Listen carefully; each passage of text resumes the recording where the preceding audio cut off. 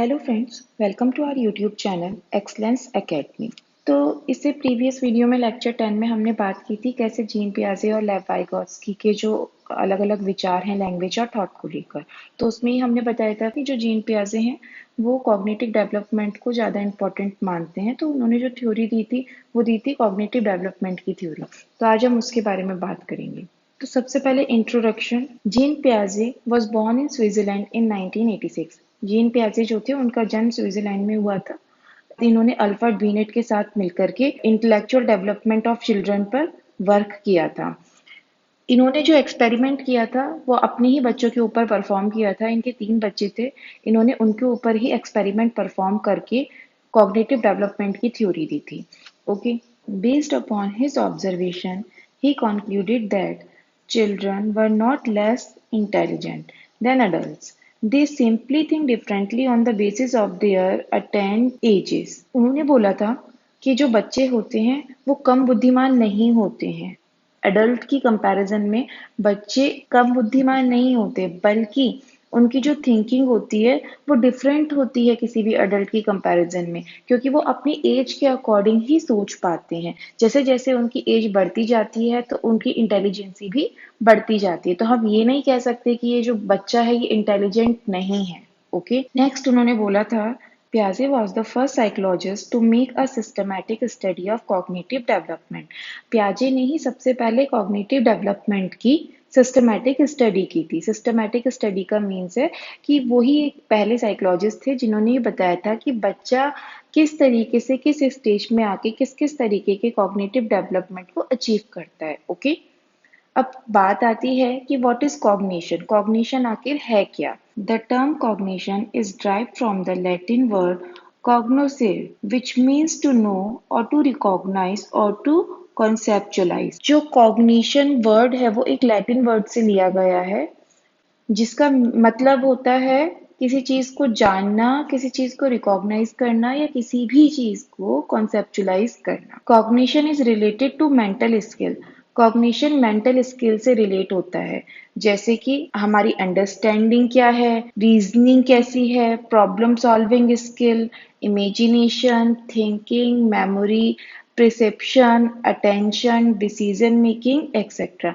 ये सारी हमारी मेंटल स्किल्स होती हैं और हमारा जो कॉग्निशन है वो इन सभी मेंटल स्किल से रिलेट होता है। अब जीन पियाजे के according children are active builder of knowledge. बच्चे अपने नॉलेज का निर्माण खुद करते हैं। Children are little scientist. और बच्चे एक छोटे वैज्ञानिक होते हैं। Children are active explorer of knowledge. और बच्चे ज्ञान के खोजकर्ता होते हैं। ओके, तो जीन पियाजे क्या कहते हैं कि बच्चे इंटेलिजेंट होते हैं पर उनकी सोचने समझने की जो शक्ति होती है वो अडल्ट की कंपैरिजन में डिफरेंट होती है। बच्चे एक्टिव बिल्डर होते हैं नॉलेज के, बच्चे लिटिल साइंटिस्ट होते हैं, एक्टिव एक्सप्लोरर होते हैं नॉलेज के। ओके, नेक्स्ट है factor involve in the cognitive development. Cognitive development में कौन कौन से फैक्टर इन्वॉल्व होते हैं? एक तो मैच्योरेशन, एक्सपीरियंस, सोशल इंटरेक्शन और इक्विलिब्रेशन। मैच्योरेशन क्या है? जैसे जैसे बच्चे की एज बढ़ती जाएगी वैसे वैसे उसकी सोचने समझने की शक्ति बदलती जाती है और उसकी बुद्धिमत्ता भी यानी उसकी इंटेलिजेंसी भी बढ़ती जाती है। एक्सपीरियंस, जब बच्चा किसी भी चीज को करके सीखता है, learning by doing, learning by doing, तो बच्चे को अलग अलग एक्सपीरियंसेस होते हैं और वो उस एक्सपीरियंसेस के थ्रू ही अपना कॉग्निटिव डेवलपमेंट कर पाता है। सोशल इंटरेक्शन, जब बच्चा सोसाइटी में रहता है, सोसाइटी के लोगों से इंटरेक्ट करता है, उस समय भी उसका कॉग्निटिव डेवलपमेंट होता है। फोर्थ फैक्टर है इक्विलिब्रेशन। अब देखिए इक्विलिब्रेशन क्या होता है। Equilibration it means how new information is balance with existing knowledge. कि आपको जो न्यू इंफॉर्मेशन मिली है आप उसको अपनी प्रीवियस नॉलेज के साथ कैसे बैलेंस कर पाते हैं। जैसे आपको किसी भी ऑब्जेक्ट के बारे में, उसकी क्वालिटी के बारे में प्रीवियस कुछ नॉलेज है, लेकिन अब आपको उस ऑब्जेक्ट की कुछ न्यू क्वालिटी पता चली है। आप उस न्यू क्वालिटी को या न्यू इंफॉर्मेशन को अपनी प्रीवियस नॉलेज के साथ कैसे एग्जिस्ट करते हैं और उन दोनों को आपस में कैसे बैलेंस करते हैं, यही इक्विलिब्रियम है। जैसे कोई एक चाइल्ड होता है, सपोज चाइल्ड को पता है कि डॉग जो है डॉग के 4 लेग्स होते हैं, 2 ईयर्स होते हैं, 2 आईज होती हैं और एक टेल होती है। ये उसकी प्रीवियस नॉलेज है जो उसके माइंड में ऑलरेडी डॉग को लेके बनी है कि जो डॉग है उसके 2 कान होंगे, 2 आंख होंगी, 4 पैर होंगे और एक पूंछ होगी। ओके, तो ये उसके माइंड में प्रीवियस नॉलेज है। अब उसको न्यू नॉलेज में ये पता चला कि ये जो डॉग है ये भौंकता भी है और इसकी बॉडी में कुछ फर भी होते हैं। अब ये डॉग के बारे में इसको कुछ न्यू इंफॉर्मेशन मिली। अब बच्चे ने क्या करा कि जो उसके पास ओल्ड इंफॉर्मेशन है, जो उसकी प्रीवियस नॉलेज है कि डॉग के 4 पैर होते हैं, एक पूंछ होती है, 2 कान होती है, 2 आंख होती है और एक मुंह होता है, उसमें उसने एक न्यू इंफॉर्मेशन ऐड करी कि जो डॉग है वो भौंकता भी है और वो फरी टाइप का भी होता है, उसकी बॉडी में बाल भी होते हैं। अब उसने अपने प्रीवियस नॉलेज और न्यू इंफॉर्मेशन दोनों को एक साथ एडजस्ट करा, अपनी न्यू इंफॉर्मेशन को प्रीवियस इंफॉर्मेशन में एडजस्ट कराया और दोनों को बैलेंस कर दिया। इसको हम कहते हैं equilibration. It involves the process of assimilation and accommodation. Equilibration में 2 प्रोसेस होते हैं, पहला एसिमिलेशन और दूसरा accommodation. Equilibrium has 2 step. Equilibrium के 2 स्टेप होते हैं, देखो फ्लो चार्ट में आपको अच्छे से समझ में आएगा। इक्विलिब्रेशन के 2 स्टेप हैं, पहला है एडेप्टेशन, दूसरा है ऑर्गेनाइजेशन। एडेप्टेशन में क्या होता है, चिल्ड्रन जो कुछ भी अपने चारों तरफ के एनवायरनमेंट से अडॉप्ट करता है और अडॉप्ट करके अपनी नॉलेज जो डेवलप करता है उसको हम कहते हैं एडेप्टेशन। तो children have inborn tendency to adjust to their environment, it is called adaptation. Children के पास inborn ability होती है, जब वो पैदा होता है तब से ही उसके पास ये ability होती है कि वो अपने चारों तरफ के environment के साथ adjust कर पाता है, इसी को ही हम adaptation कहते हैं। The child start adaptation with the environment right from the beginning. बच्चा शुरुआत से ही अपने environment के साथ adaptation start कर देता है। तो basically adaptation क्या है, बच्चा अपने environment के साथ जैसे adjust हो पा रहा है, environment में जो भी चीजें उसे दिख रही है उसको adopt कर रहा है, उससे knowledge ले रहा है और अपना स्कीमा बनाता जा रहा है। अभी हम नेक्स्ट टॉपिक में देखेंगे स्कीमा क्या होता है। ओके, ऑर्गेनाइजेशन क्या होता है, जो हमारा स्कीमा है, स्कीमा को आप ऐसे रिलेट कर लीजिए प्रीवियस नॉलेज। स्कीमा क्या होती है, हमारी प्रीवियस नॉलेज। ओके, ऑर्गेनाइजेशन में आता है स्कीमा के अंदर हम स्ट्रक्चर ऑफ नॉलेज, हमारी जो भी नॉलेज है उसका स्ट्रक्चर हम कैसे बनाते हैं, packet of information, organisation, set of information. Organisation को आप इस तरीके से समझिए, बच्चों को जानवर के बारे में कुछ नॉलेज है तो वो जानवर की नॉलेज का एक अलग अलग अरेंजमेंट अपने माइंड के अंदर बनाता है, उसमें सारी जानवर की क्वालिटीज होती हैं। ओके, दूसरी जगह पर अगर वो नॉन लिविंग थिंग्स के बारे में हम बात करें तो बच्चे के माइंड में नॉन लिविंग थिंग्स को लेके एक अलग इंफॉर्मेशन बनी हुई होती है, उसके पैकेट अलग होते हैं। ह्यूमन बीइंग के बारे में उसकी अलग इंफॉर्मेशन होती है, उसके अलग पैकेट बने होते हैं, यानी वो हर तरीके की इंफॉर्मेशन को कैटेगरी में डिवाइड करता है और फिर उसको अपने माइंड में सेट करता है, इसको कहते हैं ऑर्गेनाइजेशन। अब अडेप्टेशन के भी 2 प्रोसेस होते हैं, एक होता है एसिमिलेशन, एक होता है अकोमोडेशन। जब बच्चे के सामने कोई भी न्यू सिचुएशन आती है और वो न्यू सिचुएशन को अपने स्कीमा में ऐड करता है तो उसको हम कहते हैं एसिमिलेशन।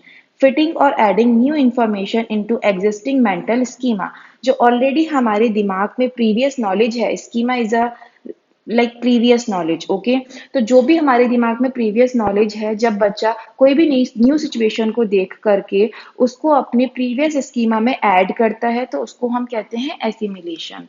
एकोमोडेशन क्या होता है, एडजस्टिंग और चेंजिंग और modify, manipulate, rectify a schema to fit new information. अगर वो अपने प्रीवियस नॉलेज को, जो उसका प्रीवियस स्कीमा है, उसको न्यू इंफॉर्मेशन मिलने के बाद एडजस्ट करता है, चेंज करता है, मॉडिफाई करता है, रेक्टिफाई या मैन्युपुलेट, कुछ भी कहे, मतलब अपना जो प्रीवियस स्कीमा है उसको बदल लेता है न्यू इंफॉर्मेशन के अकॉर्डिंग, उसको एकोमोडेशन कहते हैं। एसिमिलेशन में तो क्या करेगा, वो ऐड कर देगा न्यू इंफॉर्मेशन को, लेकिन एकोमोडेशन में वो क्या करेगा, चेंज कर देगा, जो उसकी प्रीवियस इंफॉर्मेशन है उस ऑब्जेक्ट को लेकर उसको वो चेंज कर देता है according to new information. Okay, अब बात करते हैं कि स्कीमा आखिर है क्या। knowledge, belief, and past experiences used to make sense of new information and experiences. जो कुछ भी हमारी नॉलेज है, बिलीव्स हैं या पास्ट एक्सपीरियंसेस हैं, उनके थ्रू जब हम किसी न्यू इंफॉर्मेशन का सेंस कर पाते हैं तो उसी को ही हम स्कीमा कहते हैं। Schema can change and reconstructed through out the person life. जो स्कीमा होता है किसी भी इंसान का, वो जिंदगी भर स्कीमा को चेंज कर सकता है और रिकंस्ट्रक्ट कर सकता है, क्योंकि वो न्यू न्यू इंफॉर्मेशन कलेक्ट करता रहता है और न्यू न्यू इंफॉर्मेशन को कलेक्ट करके वो अपने प्रीवियस स्कीमा को या तो मॉडिफाई करेगा या उसमें उस इंफॉर्मेशन को ऐड करता रहता है। इस तरीके से schema through out life change होते रहते हैं या रिकंस्ट्रक्ट होते रहते हैं। ओके, तो ये जो इक्विलिब्रेशन है ये आपको अच्छे से समझ में आ गया होगा। एक बार इसको मैं और रिवाइज आपको करा देती हूँ कि इक्विलिब्रेशन में दो प्रोसेस होते हैं, अडप्टेशन और ऑर्गेनाइजेशन। ऑर्गेनाइजेशन में तो क्या होता है, बच्चा जो उसके पास नॉलेज है उसको कैटेगराइज करता है अपने दिमाग में। एडाप्टेशन में क्या होता है, बच्चा चारों तरफ अपने एनवायरनमेंट से कुछ ना कुछ नॉलेज अडॉप्ट करता है, उसके पास पहले से ही इनबिल्ट टेंडेंसी होती है। अडप्टेशन के भी दो प्रोसेस होते हैं, एसिमिलेशन, एकोमोडेशन। या तो वो अपने एनवायरनमेंट से न्यू इन्फॉर्मेशन को ऐड करता है अपने प्रीवियस स्कीमा में, या जो ऑलरेडी इन्फॉर्मेशन उसके स्कीमा में है उसको वो मॉडिफाई करता है या वो चेंज करता है। अब स्कीमा क्या होता है, जो भी हमारे बिलीव हैं, हमारे पास्ट एक्सपीरियंसेस हैं या हमारी नॉलेज है, जब न्यू सिचुएशन के आने पर हम उसका सेंस कर पाते हैं इन सब के हेल्प से। जो हमारी नॉलेज है, पास्ट बिलीव है और पास्ट एक्सपीरियंसेस है, बिलीव है, जब हम इन सब की हेल्प से न्यू इन्फॉर्मेशन का सेंस कर पाते हैं तो इसको ही हम स्कीमा कहते हैं। और स्कीमा क्या है, लाइफ टाइम चेंज होता रहता है और रिकंस्ट्रक्ट होता रहता है। अब ये जो है एक साइकिल है जो किसी भी ह्यूमन की जो स्कीमा है उसको रिकंस्ट्रक्ट करने में चलती जाती है, या स्कीमा चेंज करने के लिए ये पूरी साइकिल चलती है। जैसे ऑलरेडी किसी भी बच्चे का स्कीमा एक उसके पास है, उसके पास कुछ प्रीवियस नॉलेज है। अब उस प्रीवियस नॉलेज की बेसिस पर वो एसिमिलेट करता है। जैसे एक एग्जाम्पल के थ्रू हम समझते हैं, जैसे ये एक बच्चा है, इसके स्कीमा में ऑलरेडी ऐड है कि जो चिड़िया होती है उसके दो पंख होते हैं और वो आसमान में उड़ती है। तो जब इसने एरोप्लेन को देखा तो इसने अपनी प्रीवियस नॉलेज में इस चीज को ऐड करा कि ये एक चिड़िया है। जो इसकी न्यू इन्फॉर्मेशन है, एरोप्लेन को देखकर इसने इसको ऐड करा अपने स्कीमा में और बोला कि ये तो एक चिड़िया है। इसको हम कहेंगे एसिमिलेशन। ओके, एसिमिलेशन का मीन्स है ऐड करना किसी भी न्यू इन्फॉर्मेशन को अपने प्रीवियस नॉलेज की बेसिस पर। तो इसकी प्रीवियस नॉलेज थी कि चिड़िया जो है उसके दो पंख होते हैं, वो आसमान में उड़ती है। इसने एरोप्लेन को देखा और अपनी प्रीवियस नॉलेज के अकॉर्डिंग इसने इसको ऐड कर दिया अपने स्कीमा में कि हाँ ये भी एक बर्ड है, और ये इक्विलिब्रेशन के स्टेट में आ गया। किस स्टेट में आ गया, इक्विलिब्रेशन की। इट मीन्स वो सेटिस्फाई हो गया कि जो हमारा मेरा प्रीवियस नॉलेज थी वो इससे मैच करती है और ये एक चिड़िया है, तो वो इक्विलिब्रेशन के स्टेट में आ गया। अब उसकी मदर आई, उसकी मदर ने बोला कि बेटा इट्स एन एरोप्लेन, कि ये एक एरोप्लेन है and people travel in it and it is a non living thing. उसकी मदर ने बोला कि ये एक एरोप्लेन है, लोग इसमें ट्रैवल करते हैं और ये एक नॉन लिविंग थिंग है। तो बच्चा क्या है, फिर वो डिसइक्विलिब्रियम के स्टेट में आ गया। मीन्स वो कंफ्यूज हो गया कि मेरे को तो अभी तक ये पता था कि ये एक चिड़िया होती है, चिड़िया के दो पंख होते हैं, वो आसमान में उड़ती है, मम्मी ऐसा बोल रही है कि नहीं ये तो चिड़िया है ही नहीं। तो वो डिसइक्विलिब्रेशन के स्टेट में आ गया। फिर क्या होता है, वो अपनी प्रीवियस नॉलेज को चेंज करता है और चेंज करने के बाद वो बर्ड को और एरोप्लेन को अलग अलग समझता है और उनकी नॉलेज को अपने माइंड में, अपने स्कीमा में ऐड करता है। फिर उसने क्या करा, with the help of new schema, अब उसको कुछ न्यू स्कीमा मिला। न्यू स्कीमा मीन्स उसने अपने दिमाग में ये चीज ऐड कर ली, ये चीज फिट कर ली। चिड़िया अलग होती है, एरोप्लेन अलग होती है, तो उसके दिमाग में अब एरोप्लेन का स्कीमा भी बन गया। Now boy come to know the difference of bird and aeroplane. अब उस स्कीमा की वजह से, जो न्यू स्कीमा है उसकी वजह से उसने बर्ड और एरोप्लेन को अलग अलग पहचानने लगा। Now he can correct recognise it, this called accommodation. तो एकोमोडेशन में चेंज आता है, एसिमिलेशन में ऐड करना आता है। और उसने इस नॉलेज को चेंज करने के बाद अपने स्कीमा में ऐड करा। ऐड करने के बाद अगेन हमारी एसिमिलेशन की कंडीशन आ जाती है। ओके, तो ये साइकिल इसी चीज को समझाती है कि हमारे पास ऑलरेडी एक स्कीमा है, मीन्स हमारी प्रीवियस नॉलेज। अब हम अगर किसी भी ऑब्जेक्ट को देखते हैं तो हम उस ऑब्जेक्ट के बारे में जो भी इंफॉर्मेशन है उसको अपनी प्रीवियस इंफॉर्मेशन से कनेक्ट कर पाते हैं और उस इंफॉर्मेशन की बेसिस पर हम उस ऑब्जेक्ट के बारे में बताते हैं। इसको हम कहते हैं एसिमिलेशन। एसिमिलेशन जब हमको हो जाता है तो हम इक्विलिब्रेशन के स्टेट में होते हैं, मीन्स हम सेटिस्फाई हो चुके होते हैं कि हाँ, हम जो उस ऑब्जेक्ट के बारे में सोच रहे हैं वो बिल्कुल ठीक है। लेकिन फिर हमारे सामने एक न्यू सिचुएशन आती है और हम डिसइक्विलिब्रियम के स्टेट में आ जाते हैं कि अरे, हम तो जो सोच रहे थे ये तो वैसा है ही नहीं।